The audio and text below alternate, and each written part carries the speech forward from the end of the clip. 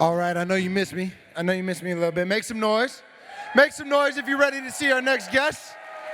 Make some noise so they feel welcome. Let me hear you. A little bit louder, a little bit louder. Yeah, that's what we like to hear. All right, guys, well, it is my honor, my privilege to introduce one of the most iconic names in sports media. You love him, you hate him, but I guarantee you've talked about him in the last 2 hours. Please welcome to the stage, the one, the only, Stephen A. Smith!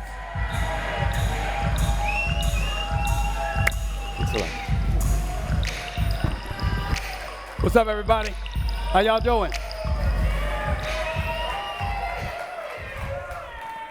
Appreciate the applause, but we know damn well y'all ain't here to see me today. I'm not gonna spend it. What? Security. I'm gonna have certain people removed from here today. Anyway, let me get right to it because I don't want to waste a second of this man's precious time. You know him. He's one of the greatest quarterbacks in NFL history, 14-time Pro Bowler, 10-time All-Pro, 5-time league MVP, 2-time Super Bowl champion. He is one of the all-time greats, the one and only Peyton Manning. All right. Thank y'all. Oh, man. Thank you. How you doing? Thank y'all.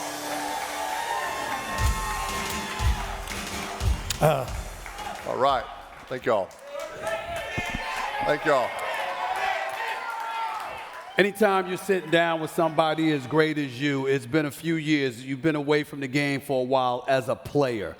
What is life like for you today, being Peyton Manning, considering the fact that you were so great, but in the same breath, it's been a while since you've been away? It has been a while, and you miss certain things. You don't miss certain things. I don't miss getting hit anymore. I can promise you that. I had a guy ask me the other day, they said, I bet you don't miss those blindside hits, you know, when the defender just hits you right in the back. And believe it or not, people don't realize this. I actually could avoid the blindside hit, Stephen A., because when you're getting ready to throw, and all of a sudden you hear 80,000 people go, you just scoot up a little bit, right? Because something bad's about to happen. So I don't miss getting hit. I think what I miss more than anything is simply kind of being a part of the team. Mm-hmm. There's 53 players on an NFL team. It's the ultimate form of bonding, camaraderie, and fellowship. And we're all on a group text, me and my old teammates, but it's not the same as seeing them every single day. I miss the plane rides after a win. Nothing quite like being on a flight with 53 of your friends after this hard-fought victory. The adrenaline, the emotion, you just don't get to do those things again. I tell people all the time, next time you're on that flight and that flight attendant says, this plane cannot take off. Everyone is seated and your cell phones are turned off. That is not true. Wow. That is an absolute lie, because after an NFL game, everybody's standing up, they're high-fiving and hugging, and that plane takes off just fine. So I miss my teammates, but you find just different ways to kind of stay stimulated, stay busy. Obviously, my kids are a big part of my life, but involved in some other things. But my greatest takeaway from all the years in playing football were the relationships I made with my teammates. My coaches, the equipment managers, the behind-the-scenes support staff. That's my greatest takeaway from playing football. We hear that all the time from players, present and former, missing the teammates, missing the locker room camaraderie, et cetera, et cetera. You don't have to mention any names, but could you at least highlight and illuminate for everybody the kind of teammate that got on your damn nerves? The one that you sat up there and said, you know what? He doesn't need to be here. Without mentioning any names, give me the characteristics of a bad teammate and tell me how often you had those on your squad. It's a great question, and I think people wouldn't be surprised to know that, especially when I played for the Colts. I had a head coach named Tony Dungy, whose philosophy was his philosophy was we'd rather have a guy who maybe runs a little slower 40-yard dash. It's a high-character, unselfish guy that loves football. We'll take that guy as opposed to some other guy who's super talented but is more about him than about the team. That player's probably never – people used to say all the time, Stephen A., how would Tony Dungy have handled this type of player? Right. I said, that player is never getting on Tony Dungy's team in the first place, right? That was our philosophy. So we didn't have a lot of selfish guys. Now, look, every player can't be the same. If you have a guy who's really into himself, you try to just surround that guy and say, hey, the team is counting on you to help us. You use the words we and us as many times as you can to hopefully get him to come on board. If after a couple of years he just doesn't want to join, it's probably not the place for him. But look, the best teams that I played on, our best players, they were our hardest workers. They were the most unselfish. They put the team over self. Marvin Harrison, he practiced the hardest every day on the field. And when we draft a rookie receiver, he comes out and says, wow, Marvin Harrison's going full speed. We haven't even started practice yet. That just creates this culture. So I was really lucky. I didn't have a lot of teammates that kind of gave us those kind of problems. But look, players that – look, I get wide receivers, running backs. Look, they want the ball. The reason they want the ball is because they think that will help us win. And I get that. I want to get those guys the ball. Right. At the same time, the team has got to be the most important thing. Is it overblown when people, whether it's pundits, whether it's people talking in the media, it's people that, you know, even in the world of sports that allude to this, is it overblown the cancerous effect an attitude, the wrong attitude can have on a locker room? Sometimes you look at a team and you go like this, they loaded. Oh, that guy might be, you know, he might be a problem, but the hell with that.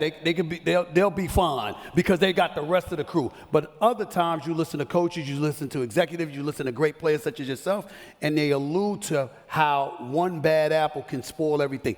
Is that overblown? I mean, it just depends on the situation. To me, look, a good locker room, you got to have good leadership in there. Like I said, every player can't be the exact same. I mean, the good teams have all different types of personalities, but if you have strong leadership, we can get, you know, maybe that one guy who's a little bit more about himself to kind of join forces. I think if you have a lot of those, Stephen A., that's usually when it becomes a problem. But hopefully you have strong leadership at the key positions. There's kind of a, you know, like my last year in Denver, I guess I was kind of the offensive leader. DeMarcus Ware was the defensive leader. Right. So we felt like, you know, if there were problems, I mean, DeMarcus and I would just go and talk to those guys, and we just say, hey, we got a special thing here. We need you to step up and help us. Usually that player kind of comes on board and kind of gets with the program. You know, Peyton Manning, you know, I never saw you really having a problem with the media. Some other players did, but that clearly was not the case with you. I want to know, when you listen to folks talk about the media and what have you, is that why Omaha Productions, your company, is so big? Is that why you decided to get, because I don't know if you notice it now, you know you're a member of the media now. You do know that, right? You do know that, right? I did not know that. You're a member of the media. I mean, you're producing content for a lot of folks to see out there. Great content, I might add. Major props to you. Was that one of the incentives in getting involved? Having your own production company, producing content, ESPN, Netflix, NBC, the list goes on, and you're everywhere. It certainly wasn't something I was thinking about while I was playing. When I was playing football, I was all in on my current job. I think that's how all players should be. I used to hear players in the locker room, Stephen A., talking about what business they were going to get into after football. They were going to get involved in this real estate. I look at them, I go, you know, you're not doing your current job all that well. You haven't really blocked anybody in a couple of weeks. You dropped 5 balls last Sunday. Let's kind of focus on this current job, and we'll get to the real estate thing later. So I was so wired in, and so when you stop playing, look, you try to figure out. I think the best advice I got was from Tony Dungy, Stephen A., was figure out what you don't want to do. And I just knew that I didn't want to go in to coaching. I'm the assistant offensive coordinator on my son's 8th grade football team. That's the extent of my coaching experience, not qualified to be the main coordinator. So I think you figure those things out. But look, I always had great respect for the media because the media is how the game grows. The media is how you know who A.J. Brown is how you know who Bo Nix is, right? That's how you grow the game. So I always took the time to do my interviews. The one thing I can say I'm always proud of, look, I had a lot of bad games, but I always did my interviews after the game. You can't go do the interviews after you win and then skip it after you lose. So you always did it, but that's how the word spreads about the game. And so, you know, look, to play quarterback in the NFL, you better have thick skin. I never felt a media member or even, you know, the fans had criticisms of me that I probably didn't already have of myself, right? I was always my own biggest critic. So I think it's important to grow the game. How does that influence you in terms of how you do the Manning cast? Obviously, it's an incredibly popular show. We all watch. We all love seeing you and Eli.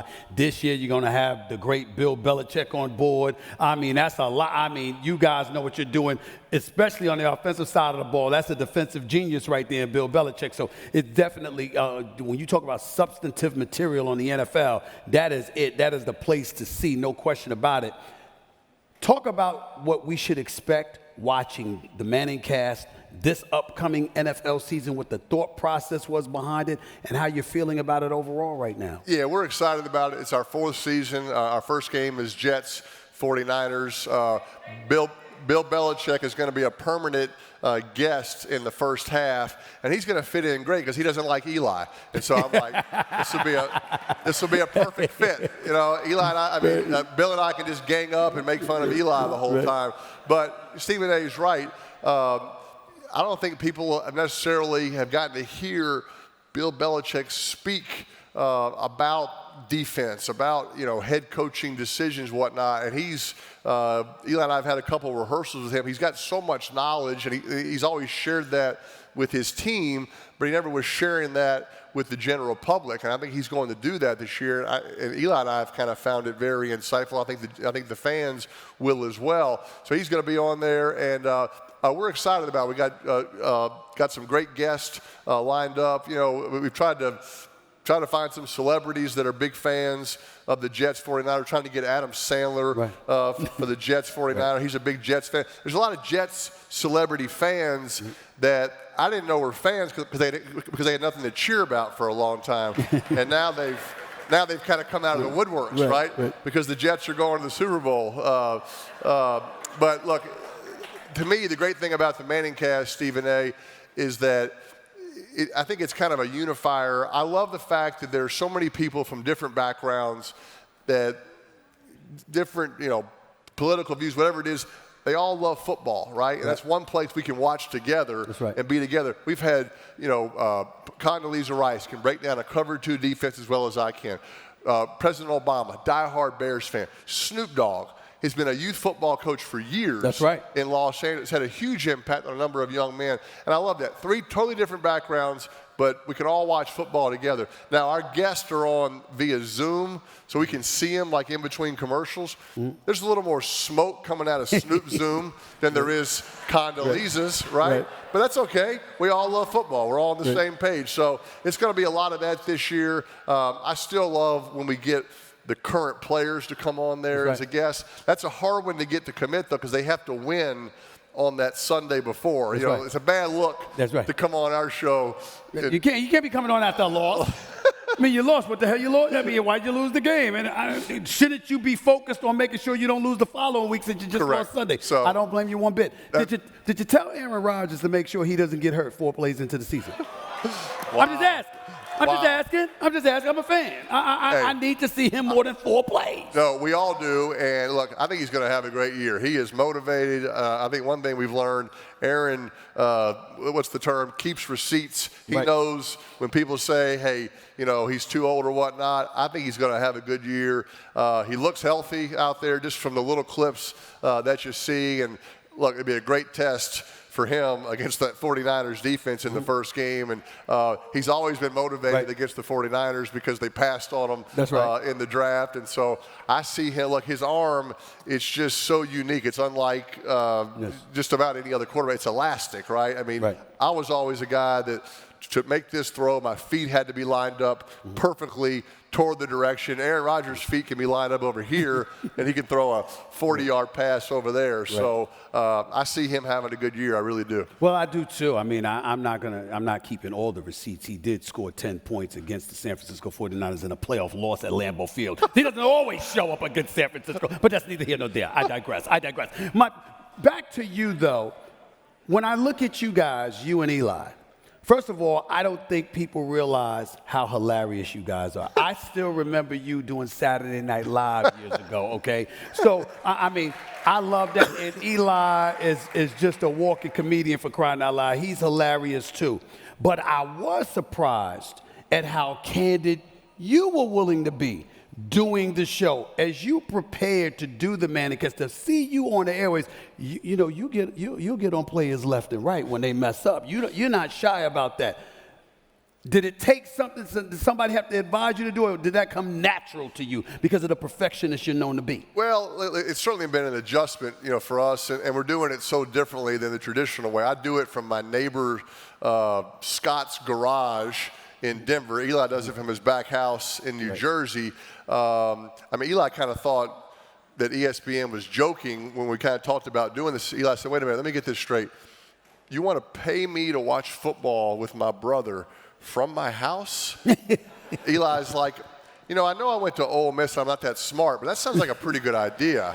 So that's kind of how it came about. But look, we try to have fun watching the game. Like, I know how hard it is as a quarterback. When people are throwing 3 interceptions, I'm like, I threw 6 one night against the Chargers. I would have thrown more. The clock ran out. So, I still try to defend quarterbacks and whatnot. But, certainly, if a guy doesn't call timeout or a guy steps out of bounds, it needs to be addressed like, hey, you ran out of bounds. You're going to give Tom Brady 2 minutes and 30 seconds now to go down the field, you're going to lose this game, right? So I kind of like to point out the things that are going to lead to a mistake. But we try to have fun and try to point out, the positive things going on in the game. And look, I'm still a big fan of the game. I'm a defender of the game. The football is important to me.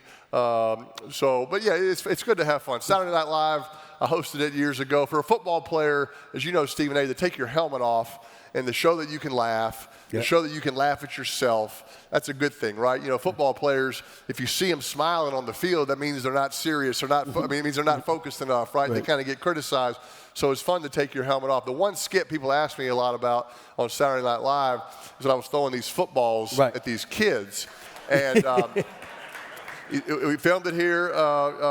In New York. We recorded it on Thursday. Andy Samberg wrote the script. He said, I think it'd be funny if you were just beating up on kids. His first idea was if y'all were playing pool with some kid and you won't let him use the bridge. He can't reach it, Right. And so that's how it kind of grew. And next thing you know, I'm pegging these kids with footballs right in the face. And the hard thing about it, Stephen A., the kids' parents were out there the whole time watching. Wow. And so now, they're going, Peyton, look, we're going to put these sound effects with it. The parents are watching, but it's only going to work if you're just whacking them right in the head. And I finally said, I'm not sure I can do it. And then right then, one of the parents of the kids ran out on the set and told the director, I want him to hit my kid in the face. And they wanted to give Timmy a little more airtime. And I said, I will knock your kid out. So anyway. That was a lot of people. That was my second funniest skit. The first one, the one I loved the most was when you was teaching them how to carjack. 5-0, 5-0. That's what had me cracking up. But anyway, listen, before I move on to some football items, just as an aside, do you and Eli live close to each other? No, Eli's. So he got to get on a plane and fly to your house. No. Eli does it in Jersey. Eli does it Eli has a kind of a back house basement in New Jersey. I'm in Denver, and so we get to do it together. It's fun to work with him. We study and prepare as if we were playing, but we'll kind of split the preparation. I'll say, Eli, you take the Jets. I'll take the Niners. We leave each other kind of emails and voice notes with kind of our preparation, so we feel like we've kind of seen it. And then you get on there, and then you kind of react to the game. We have guests on. To me, the best part about it, Stephen A., I love talking to people who love football as much as I do. And I know all of you love football as much as I do, and I enjoy that. Well, it's got to the point we all love it. That's what's great about the game. I'm a basketball guy, and I'm depressed when the football season ends. Correct. It's established itself as religion in this country, for crying out loud. Everywhere you turn, you're just looking for football. Do you feel good about the fact that the NFL has games Thursday night, Sundays, and Mondays? And now, of course, come December, they have some Saturday games as well. Is that a great thing in your eyes? I do, because I watch it. My kids watch it, and look, it's always been a part of my life. You know, my dad played, and obviously I was lucky to play, but it's important to me, right? And I like seeing the game growing. I like seeing these international games, and I like seeing football on as much as we can because do you think football would ever be embraced internationally the way it is in America, considering the fact that in Europe it's called football, soccer, yep. It's called football? It's always going to be a challenge, I think, on the travel and the logistics. I mean, when those teams play over in London, they fly over, you know, on Wednesday, right? And then usually have a bye week after that for the recovery. I'm just not sure if you ever had a permanent team there, you know, how that would work. You know, I'm not smart enough to know, but I like the fact that we're playing in Brazil and Germany and London. It's growing the game. I was over in Paris for the Olympics. A lot of football fans over there, so I enjoy seeing the game growing internationally. I want to transition to something that Tom Brady said here Friday when I was sitting down talking with him in front of this spectacular audience. He talked about today's game compared to what it was back in the day. You know, you started as a rookie. You played every game of every season with the exception of your last year. In 17 seasons, 16 seasons, you didn't miss a game. When, you know, I'm not talking about 2011 when you sat out, but I'm talking about every season that you played every game of the year except that last year. Tom Brady talked about how he has a concern because in today's game, they've sort of dummied down the game for the modern day quarterback compared to what it used to be. How do you feel about that, and do you feel that's accurate at all? Yeah, it's hard to say. I mean, you know, to me, there's different offensive systems. I mean, you bring up my rookie year with the Colts. Thank you for bringing that up. We won 3 games. 3 and 13. Yeah. I threw 28 interceptions, which I don't think y'all understand how hard that is to do. You really got to get off to a good start. You got to throw 3 in your first game, 4 in your second game, 3 in your third game. If you get 10 early, now we have a chance to get on a roll and break it. And you think now with 17 games, Stephen A., one of these guys would break it. The problem is now, if the rookie quarterbacks struggle early, what do? They take him out. I go, no, leave him in there. Let him learn the hard way. Eli would have broken it. He only started 10 games that year. So anyway, I'm over it. But if one of these rookies wanted to kind of sniff that record, I'd like to get that one off my resume. Look, the game's still hard. I think that NFL coaches, I think smartly, are doing the best job they can of adapting their offense to the quarterback that's playing. If that means putting in some plays that player ran in college, I'm for it. I can promise you, Andy Reid watched Texas Tech's film and said, these plays work pretty good for Patrick Mahomes in college. We're going to put some of these things in. And that's different. It used to be, we're the NFL. We're not going to run any plays that colleges run. That's beneath us. That's not true anymore. And guess what? It's smart what they're doing now. They're making the best quarterbacks that play well, they feel comfortable. If you put a guy in there that doesn't feel comfortable with the plays, and the problem is, Stephen, it's hard for those quarterbacks sometimes to tell the coach, hey, I don't really feel comfortable with that play. And it takes a while. I didn't learn that until my second year. That's why I threw 28 interceptions. And so, look, I'm still I think it's a great game. Look, colleges now, with players transferring a lot, that does change probably what they're learning in college. You know, they're not spending 4 years under the same system as much if they're transferring, so that could affect what they know coming in. But I still think there's a lot of NFL quarterbacks that are playing at an incredibly high level. I think there's still some good football out there. One of the other things, but he didn't say this Friday, but when I interviewed him on my podcast months earlier, Tom Brady said, hey, the defense is being dealt a bad hand. How about coaches educating and coaching and developing your offensive players better? So you know not to throw a pass over the middle if Ray Lewis is laying there. You know not to throw this on, a guy running this route and you're throwing the football there. You know not to endanger a particular player. You know how to save yourself from opposing defenses. You think there's any credence to that argument? I think that's a fair point. I mean, certainly as a quarterback, look, I was always you know, you're throwing across the middle, right? Where do you want to miss? You want to miss low, right? You don't want to throw a guy high across the middle, right? And throwing into double coverage, you know. So that was always a thing that you want to protect your guys, especially anywhere across the middle, because I was real lucky. I played with guys like Reggie Wayne and Marvin Harrison. Those guys always played. They always practiced, right? And so credit to them for keeping themselves in great shape as a quarterback. You certainly want to keep your guys healthy. Right. I'm thinking about what you just alluded to, protecting your guys, and that takes my mind to ferocious defensive players.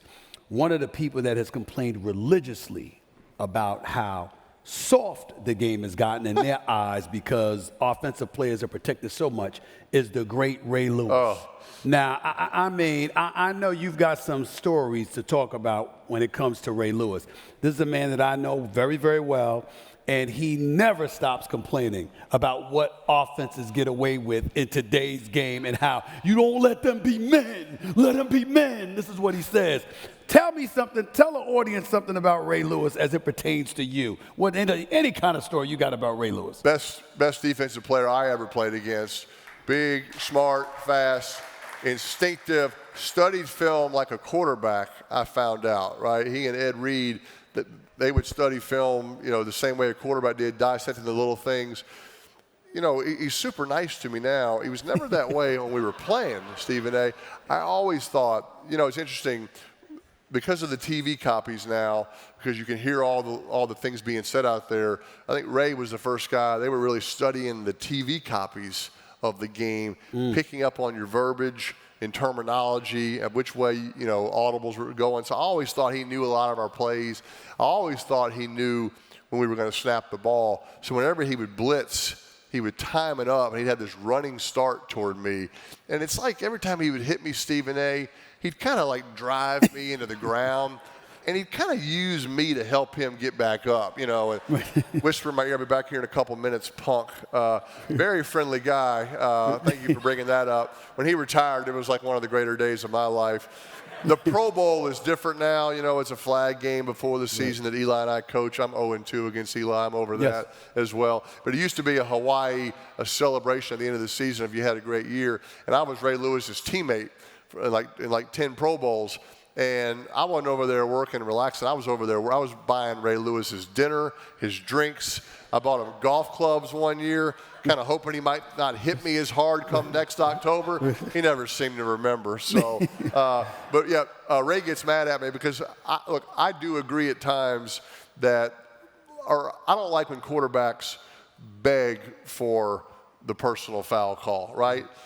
Look, if they throw it, I mean, I told Ray one time that if they threw a personal foul for a late hit on me that I didn't agree with, that I would decline the penalty. And he got so mad and insulted. He's like, no, I actually wouldn't have done that. But in the thought of my mind would have been, I'm not sure that should have been a flag. But when quarterbacks beg for it, that's what makes the defensive players mad. You know, when they go, how can you hit me like that? If the quarterbacks wouldn't beg, then I don't think the defensive players would get as mad. But look, the quarterbacks, we want to keep them out there. It's good for the game when they're playing, but I get the defensive players' frustrations from time to time. Some older folks call that the Keith Sweat or Teddy Pendergrass mode. That's what they talk about, the begging. That's what they're talking about here.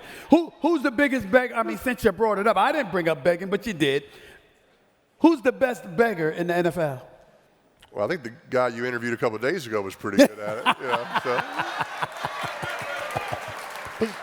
He was, but it was kind of natural, you know. He just kind of had this look to the guy, you know. So it seemed to work for him. Right. What about amongst the current players?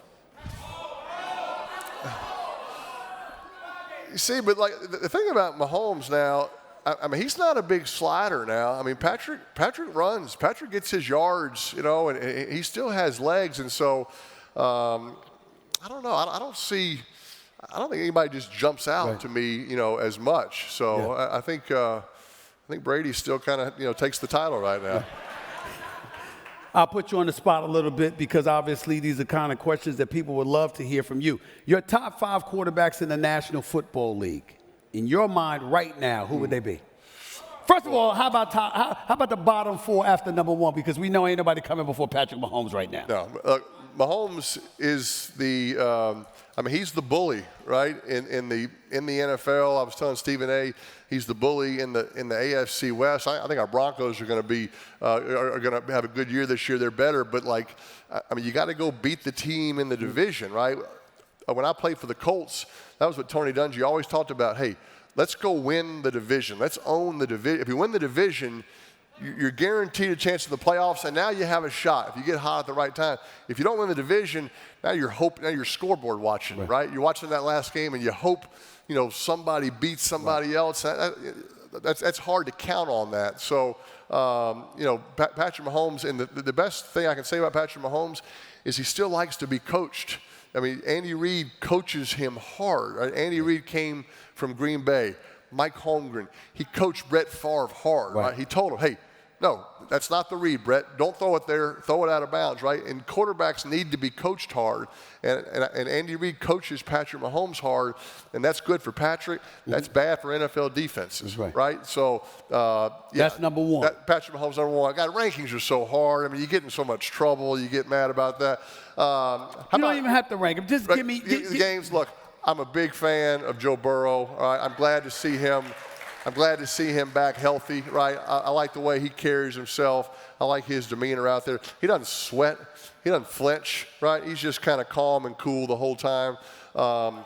This Justin Herbert is as talented as anybody.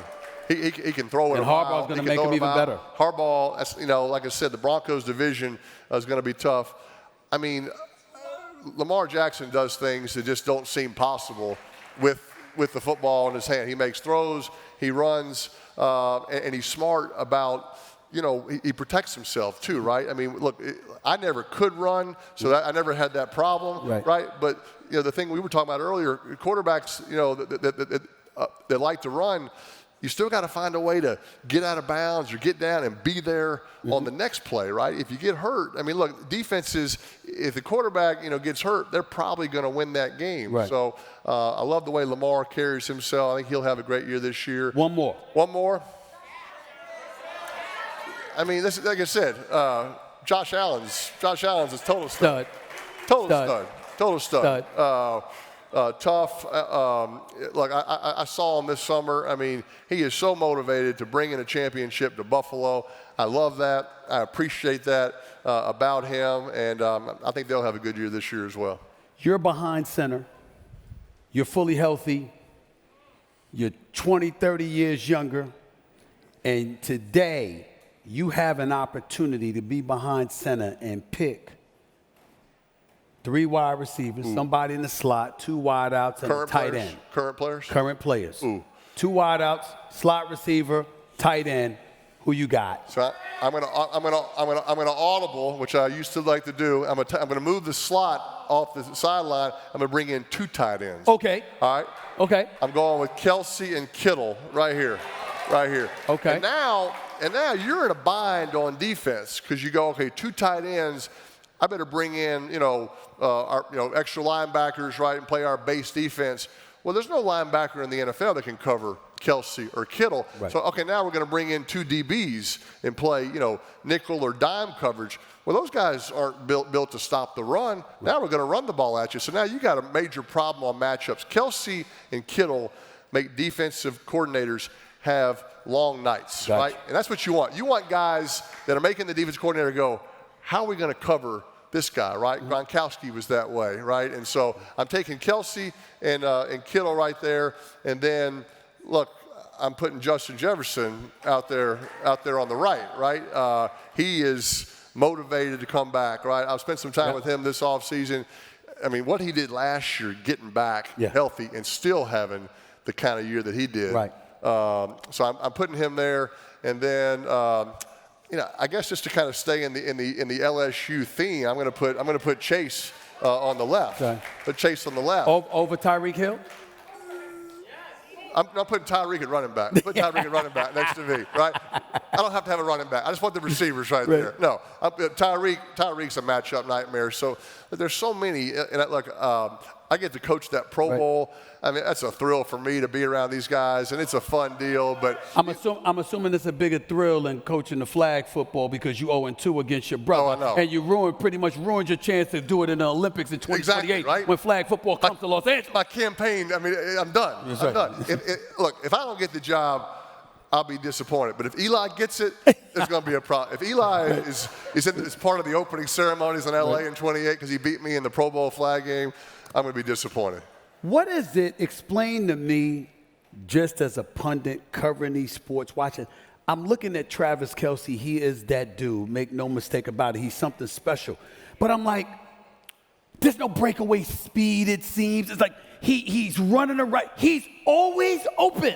He's just got how? He's just got an incredible feel for just how to get open in space and zones. Look, on paper, the route is to run 12 yards and break out. Well, he's running that route, and at 8 yards, he sees a defender right where he's going to be. Now, he knows he can't get to 12 and fake out and go back in because that's going to mess the quarterback up. Right. So somewhere about 9 yards, he goes, okay, I'm not going out there. I'm just going to curl this thing to the inside, give my quarterback plenty of time to realize I'm not going out. And Mahomes has that quick release, and that's just a pain because the defense is like, we should have had the perfect defense call to stop him, and he audibled on the fly and turned in.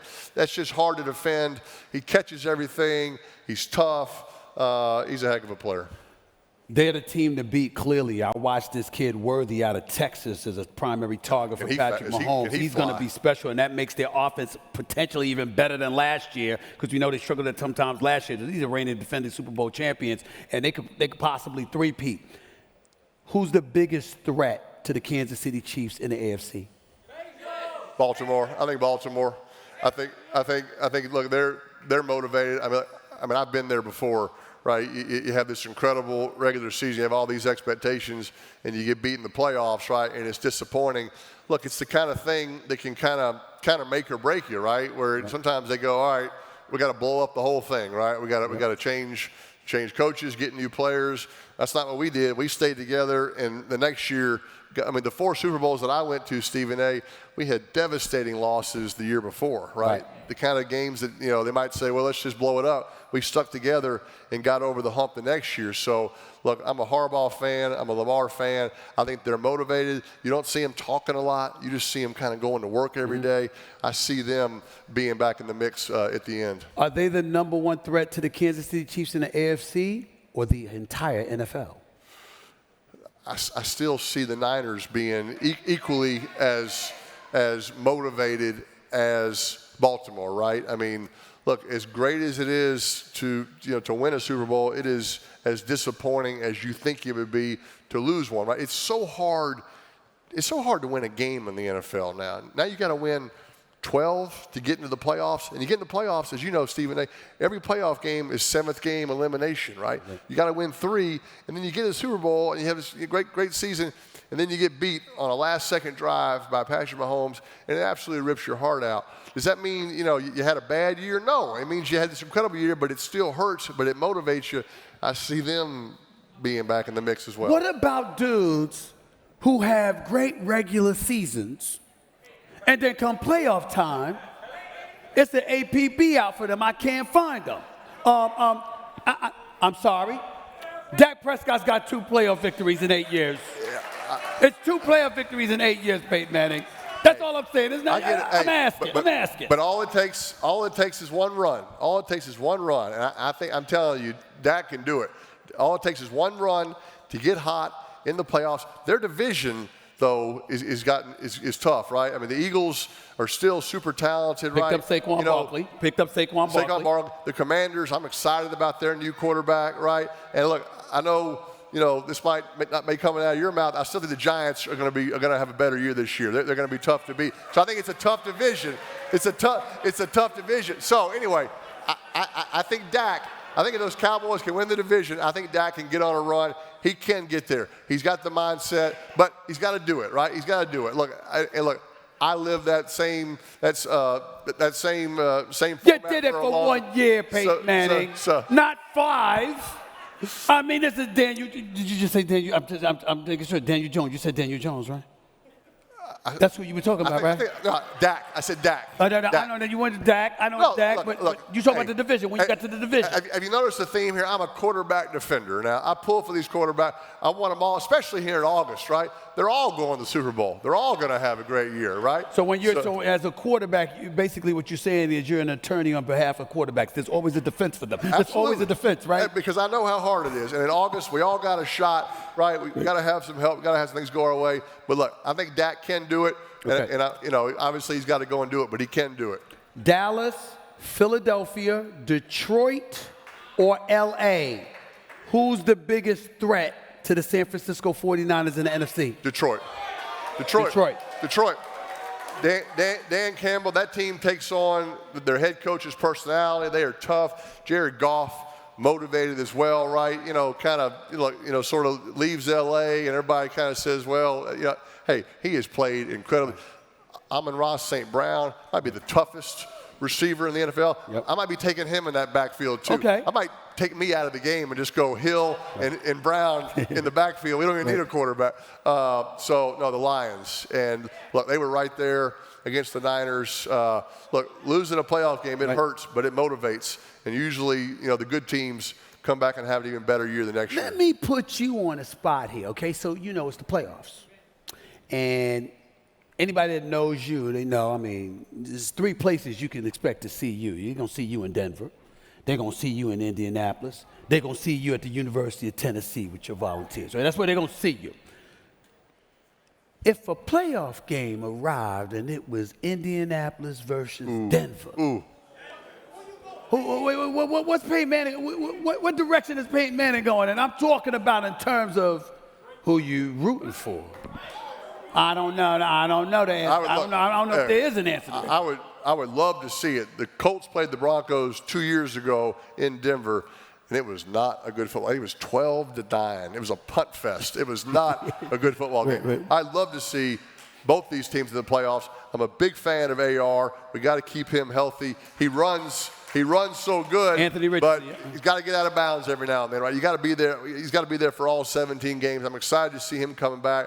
And like I said, I like Bo Nix. I like the way I saw him practice on Friday. So, look, I'd love to see it, but, the AFC South, Houston. Yeah. Like C.J. Stroud. Houston. And now he's got Stephon Diggs. I hate to say it, but like back in the day, you played Houston and you felt like that was going to be a win. Now Houston is a problem. You know what, and they shouldn't be a sleeper. And I'm not bringing up anything negative off field stuff or whatever. I'm just talking strictly on the field. Deshaun Watson's got to step up. That's $230 million guaranteed. The Cleveland Browns got a crew. Their defense is stellar. Myles Garrett is no joke. You've got some weapons on the offensive side of the ball. But here's the biggest reason I bring this up. Everybody's talking about the AFC North. They're talking about Burrow. They're talking about Lamar Jackson. Hell, they've even talked about Russell Wilson and Justin Fields more than Deshaun Watson. What do you think about that? Fair point. No, it's a fair point because I think Cleveland, I think their defense is real. I like Stefanski. I think Deshaun knows that, right? He knows it's time, right? Let's go out and do something this year. I don't think he has to go out there and light up 35 points on the board because of Myles Garrett. Right. I think you score 20, you could probably win that game, right? Because the defense is that good. But, certainly I think he knows that. I think he will. We're here in New York City. One of my last couple of questions. Is there anything definitively to look forward to in regards to the New York Giants or the New York Jets? Yes. Take it away. Let me tell you. Help a brother out. Let's just go with the Jets first, right? I'm telling you, this Rodgers to Wilson could be a lethal combination, right? Got to stay on the field. Got to get some games under their belt. But he is. Wilson is, he's elastic as a route runner, right? Right. I'm not sure, one-on-one bump and run on him is a good idea for any defense, right? So I'm looking forward to seeing that combination. Look, I like Dable. He's been around. I think he's a good play caller. Just he and Jones got to have some games together, right? We can't, have a couple games and you have an injury or whatnot. We got to get some sweat equity in there. So get a little continuity. I think that division, is still open in the AFC East. And like I said, I'm looking forward to the Jets versus the 49ers in the first game. And I had an injury. When you miss an entire year, there's a lot of things you miss about playing, and you do want to come back and be the player that people think you're going to be, right? When I signed with Denver, I was injured. But Von Miller didn't want to hear that. He said, "No, you're still the Peyton Manning that I know." I said, "Von, I got a lot of work to do." He's like, "No, you're going to be there." I know Aaron feels that way, right? They signed him to be a great player. He got hurt last year. I know he feels that, and I think he'll answer the bell this year. My last question to you would be this: you've been an incredible role model as a person, as a player, as a professional athlete.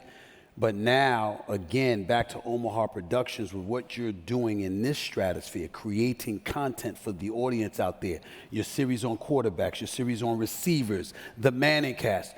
What have you enjoyed most, and what are you most looking forward to as the future obviously is upon us? Well, the most fun thing, obviously, Omaha produces a lot of shows, like that I'm in, like the show with Eli and I, but I love the shows that I'm not in. And look, I do way too many commercials, I admit. And I filmed a few more last week. I got some more coming out. I'm just going to warn you. So feel free to change the channel, all right? I know you get tired of staring at this big forehead and this long neck. I'm proud of the shows that I'm not in, the quarterback, right? I kind of help recruit, right? I call Patrick Mahomes.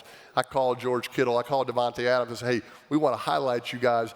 Let us go behind the scenes and show you. So it's kind of a different role, not necessarily the quarterback on the field, Stephen A., maybe the offensive coordinator in the press box, right? And I love those shows that you kind of be a part of without having to physically be in the middle of it. Those are the ones that I'm most proud of. What do you want to tell the audience about what they have to look forward to this upcoming NFL season? Exciting NFL season. Like I said, I think there's going to be some team that nobody's expecting to come out. I think it ain't going to be the Giants. Go ahead. I do think in other sports, not every team can say it, but I think every team's got a shot, right? You got to stay healthy. Got to get some young players to step up. And got to have the guys that we're paying the big bucks to, kind of answer the bell and go and earn their money this year. But it's going to be a great NFL season, and we have 100 people that watch it. So if we want to get 101 viewers on our show, ESPN2, we're the B team Monday night. Jets 49ers. Feel free to tune in and watch Belichick and I make fun of Eli. Ladies and gentlemen, it doesn't get much better than this. The one and only Peyton Manning. Thank y'all. My man.